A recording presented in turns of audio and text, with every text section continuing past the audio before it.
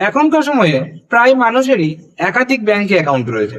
সেটা হতে পারে একজন স্টুডেন্ট, হতে পারে কোনো কর্মজীবী, হতে পারে কোনো ব্যবসায়ী। প্রায় অনেকেরই একাধিক ব্যাংকে অ্যাকাউন্ট রয়েছে।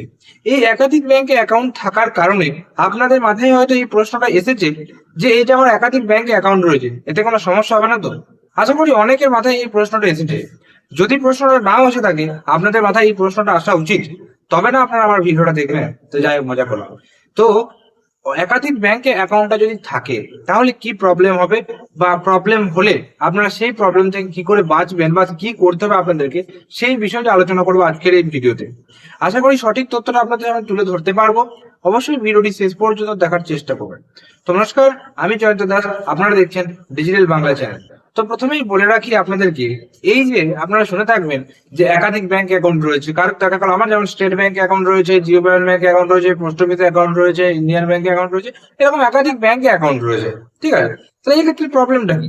এক্ষেত্রে বলে রাখি, আইনগত ভাবে বা আইনি ভাবে আপনার কোনো রকম সমস্যা নেই। আপনি একাধিক, একটা কেন, আপনি 100টা ব্যাংকে অ্যাকাউন্ট খুলতে পারেন, সেটা সম্পূর্ণ আপনার ব্যাপার। কিন্তু মানে আইনভাবে, মানে আইনগত ভাবে বা আইনি ভাবে কোনো রকম বাধা নেই বা কোনো রকম অসুবিধা নেই বা প্রবলেম নেই যে আপনি খুলতে পারবেন না, সেরকম কোনো বাধা ধরার নিয়ম নেই যে আপনি অ্যাকাউন্ট খুলতে পারবেন না। কিন্তু সমস্যাটা কোন জায়গায় হতে পারে? আমার মতো সাধারণ মানুষ যারা, বিশেষ করে যারা ব্যবসায়ী নন তাদের কথা বলছি, সাধারণ মানুষ যারা, তারা দেখা গেল অনেকগুলো অ্যাকাউন্ট খুললেন। ঠিক আছে, কেউ স্কলারশিপের সুবিধা পাওয়ার জন্য, কেউ কোনো সরকারি স্কিমের সুবিধা পাওয়ার জন্য, বিভিন্ন রকম কারণে বিভিন্ন অ্যাকাউন্ট খুললেন। এবার অ্যাকাউন্ট খুলে নিলেই তো হবে না, সেই অ্যাকাউন্টটাকে মেনটেন করতে হবে।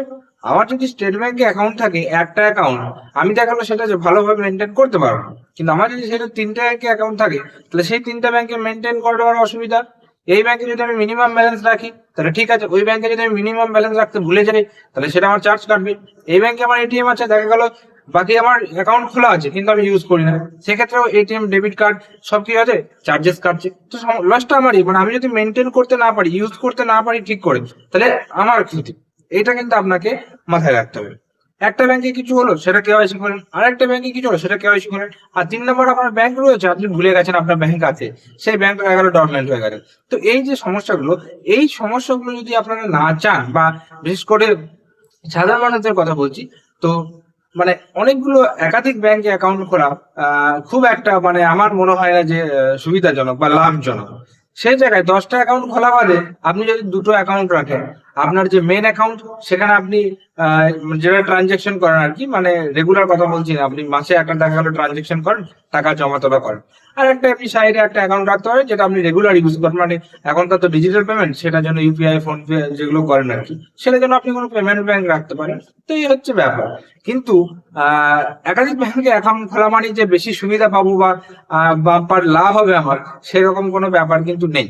তবে এই ভিডিওর মাধ্যমে আপনাদেরকে একটাই জানানো যে একাধিক ব্যাংকে অ্যাকাউন্ট খুললে কোনো রকম সমস্যা নেই আইনি ভাবে। কিন্তু সমস্যা হতে পারে আপনার নিজের। যারা ব্যবসা করে তাদের কথা ছেড়ে দিলাম, তাদের তো আলাদা ব্যাপার। কিন্তু আমার আপনার মতো সাধারণ মানুষ যারা রয়েছে, তাদের যদি একাধিক ব্যাংকে অ্যাকাউন্ট থাকে, তাহলে সেক্ষেত্রে কি কি সমস্যা হতে পারে, একটা সাধারণ মানুষদের যেরকম হয় সেটা আমি আপনাদের সামনে তুলে ধরলাম। এই সমস্যাগুলো হতে পারে। আমি যেমন নিজে, আমার একটা স্টেট ব্যাংকে অ্যাকাউন্ট রয়েছে, আমার জিও পেমেন্ট ব্যাংকে অ্যাকাউন্ট রয়েছে।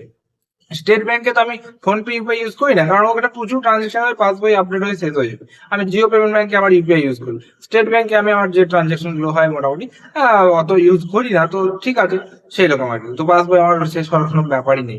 তো এই ব্যাপারগুলো নিজেদেরকে বুঝতে হবে। অ্যাকাউন্ট হিউজ রেখে লাভটা কি? যাদের হিউজ ট্রানজেকশন হয়, প্রচুর টাকা পয়সা ব্যাপার, বিশেষ করে ব্যবসায়ী মানুষ যারা, যারা আপনার ডিজিটাল মার্কেটে কাজ করে, সেই সমস্ত ব্যাপারগুলো আলাদা বিষয়। কিন্তু আমার আপনার সাধারণ মানুষের জন্য একাধিক ব্যাংক অ্যাকাউন্ট খোলা কিছুতেই যুক্তিসম্মত নয়, সেটা আমি আপনাকে বলি, আমার পার্সোনাল কথা আমি আপনাদেরকে বলছি। তো যাই হোক, ভিডিওর মাধ্যমে আপনারা বুঝতে পারেন যে একাধিক ব্যাংকে অ্যাকাউন্ট রাখলে কি সমস্যা হতে পারে আর কি সমস্যা না হতে পারে। আশা করি ভিডিওটা আপনারা বুঝতে পেরেছেন। যদি ভিডিওটি ভালো লেগে থাকে একটা লাইক করবেন। চ্যানেলে নতুন থাকেন, চ্যানেলটিকে আপনারা চাইলে সাবস্ক্রাইব করে রাখতে পারেন। আমরা এই চ্যানেলে বিভিন্ন রকম ইনফরমেটিভ ভিডিও, বিশেষ করে ব্যাংকিং এবং ফাইন্যান্স রিলেটেড এবং বিভিন্ন সরকারি আপডেট রিলেটেড ভিডিওগুলো আপলোড করার চেষ্টা করে থাকি, যেটা মোটামুটি জনতাদের জানা উচিত এবং সঠিক জিনিসটা আশা করি বোঝানোর চেষ্টা করতে পারি বা তুলে ধরার চেষ্টা করতে পারি। তো সেই জন্যই আমাদের চ্যানেলটাকে চাইলে সাবস্ক্রাইব করে রাখতে পারেন। জোর জবরদস্তি কিছু নেই, করা না করা সম্পূর্ণ আপনার ব্যাপার। তো দেখা হচ্ছে আজ মানে পরের কোনো ভিডিওতে। ততক্ষণ পর্যন্ত আপনারা প্রত্যেকে সুস্থ থাকুন, ভালো থাকুন। টাটা এবং ধন্যবাদ সকলকে।